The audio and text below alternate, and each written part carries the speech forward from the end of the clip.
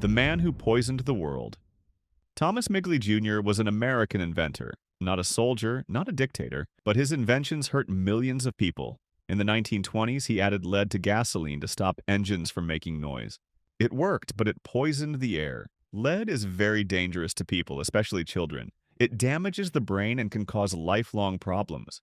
Then he invented CFCs for spray cans and fridges. These chemicals broke a hole in the ozone layer, a layer in the sky that protects us from harmful sunlight.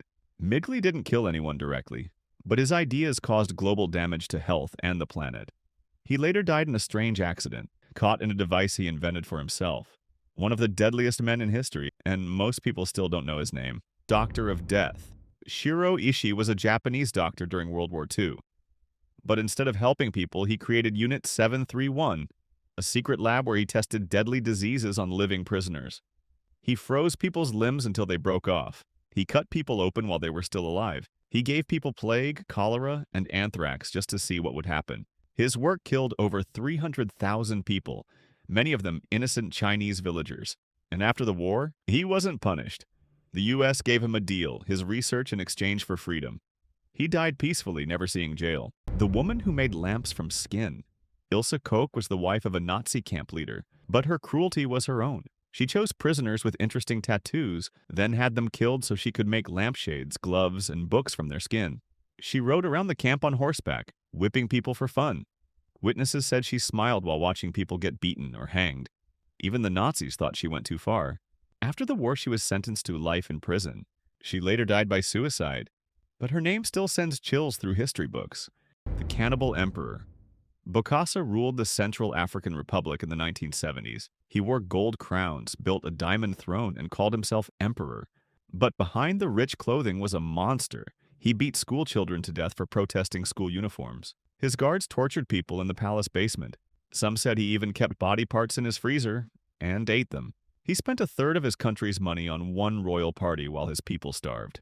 He was overthrown and later claimed to be a prophet sent by God. No one believed him, but the story stayed with the people forever. The Blood Countest.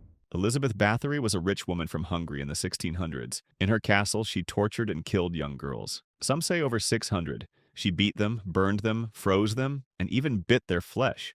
The most famous story? That she bathed in their blood, thinking it would keep her looking young forever. Her servants were caught and confessed to everything. But because she was powerful, she wasn't executed. Instead, she was locked in her own room, with bricks sealing the door. Years later, they opened it and found her dead, alone in the dark. The King of Hands. Leopold II ruled Belgium, but he also took over the Congo and Africa as his personal colony. He forced millions of people to collect rubber for him. If they didn't bring enough, their hands were cut off. Entire villages were burned. Children were killed as punishment. Historians believe around 10 million people died during his rule. The world was shocked when photos came out, but Leopold kept his money and power. He died in luxury. No prison, no trial. Even today, many people don't know one of the biggest genocides in history was caused by a European king. The Vampire of Barcelona. In early 1900s, Spain Enriqueta Martí dressed as a poor beggar, but she kidnapped children for the rich. She forced some into child prostitution. Others she killed, then used their fat and bones to make magic potions that she sold to wealthy people. Police found bones, blood, and tiny clothes in her apartment. The bathtub was full of red water. She was arrested, but before trial, angry prisoners beat her to death. She became known as the Vampire of Barcelona, and not just because of blood, but because she fed on the most innocent for money. The man who killed a royal family. In 1918, Russia had just overthrown the royal family. Yakov Yurovsky was the man chosen to kill them. He led Tsar Nicholas II, his wife, and their 5 children into a basement. Then he and his men started shooting, but the daughters had diamonds hidden in their clothes, which stopped the bullets. The killers panicked and used bayonets and clubs to finish them off. The children died slowly and painfully. The room was covered in blood. Yurovsky later wrote about the killings with pride. He believed he had done the right thing, but history remembers it as a massacre. The man who hated everyone. Karl Ponsram was a criminal in the 1900s, but not a normal one. He admitted to killing 21 people and raping over 1,000 men. He robbed, burned down churches, and even killed children. He wrote a long letter in prison saying he hated the whole world and wished he could kill more. When he was about to be executed, the guard asked if he had any last words. He said, "Hurry up, you bastard! I could kill 10 men while you're messing around."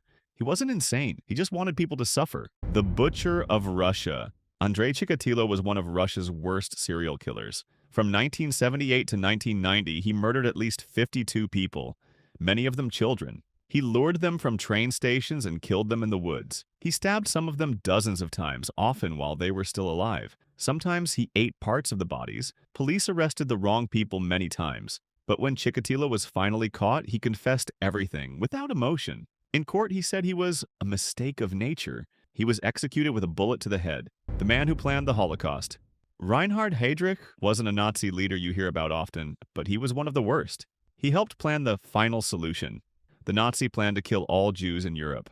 At a secret meeting, he organized the building of death camps like Auschwitz. He also controlled SS death squads that killed entire villages. He was finally killed by Czech resistance fighters. In revenge, the Nazis destroyed an entire village and killed its people. Heydrich didn't fire every bullet, but he built the machine that did. The Butcher of the Balkans. Ante Pavlich ruled Croatia during World War II as a close ally of Nazi Germany.